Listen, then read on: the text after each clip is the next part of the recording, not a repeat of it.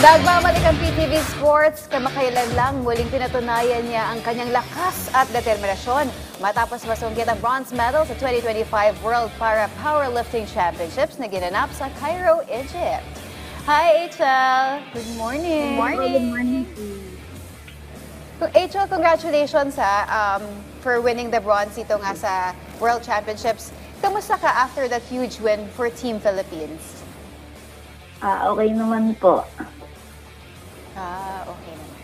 Dalhin mo naman kami doon sa moment sa Cairo, Egypt. Ano yung pakiramdam habang nakikipaglaban ka sa pinakamahuhusay na powerlifter sa mundo? Yes ma'am, bali, nung nung dumating po kami, grabe. So, konti pa lang yung mga competitors. So, as long na tumatagal yung days na nag-stay kami doon, dumami na ng dumami. Lalo na po nung weigh-in namin, yon. Kinabahan na po ako doon. Tapos, kasi hiwa-hiwalay po kaming hotel, yung mga competitors. Yung iba na sa kabilang hotel. Tapos kami dito sa hotel din namin sa Tulip Hotel. Tapos, nung yung the day ng laban, ayun na po, nakita ko na sila lahat. Bale, 22 po kaming lahat na competitors. Miss H.L., congratulations. Alam po namin hindi naging madali ang laban. Pero ano po yung pinaka-challenging sa part ng competition para sa inyo doon sa World Para Powerlifting Championships? Yes, ma'am, ang pinaka-challenging ko po talaga is kailangan ko pong mabuhat yung barbell ko po. Kaya, ayun, pinakita ko naman yung best ko talaga na hindi ko naman po ini-expect na magka-medal talaga ako. Basta ginawa ko lang po yung best ko. HL, you've competed for so many competitions already. Pero dito sa particular tournament na ito, paano mo inihanda yung sarili mo physically at mentally, knowing na malaking event ito at may bearing para sa Paralympics qualification? Yes, ma'am. So, bale, ito pinagandaan talaga namin tong training na to. Bale, ang training po namin is 3 times a week lang, pero sulit po. Inaabot po kami ng 1.5 hours sa training namin. At saka, puspusan po talaga ang training namin. Binigay namin ang dedication namin, focus, saka concentration talaga sa training. Miss H.L., alam po namin na sobrang hirap din talaga niyan. Pero sa gitna po lahat ng paghihirap, ano po ba yung pinaka-meaningful lesson na nakuha mo mula sa laban na yan sa Cairo? So, nakuha ko po dun is kailangan po talagang mag-train hard talaga at saka kailangan po talaga ng dedication talaga, more dedication sa training at saka lahat po, bibigay mo talaga. Number one partner, dedication. Correct. Tama naman yan. Miss H.L., itong panalo mo sa Cairo, isa rin ito sa mga hakbang papunta sa Paralympics. Gaano kahalaga ito para sa kampanya mo?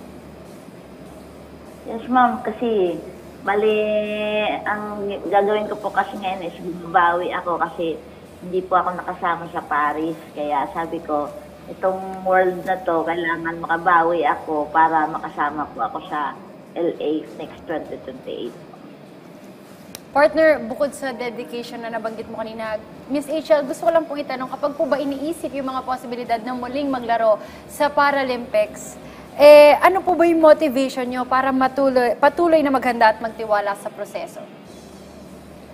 Siguro po, motivation ko is kailangan paghandaan mo talaga ang mga susunod na mga laban at kailangan lalong lumakas ka po sa training, saka lahat po ibibigay mo talaga para magka-medal tayo.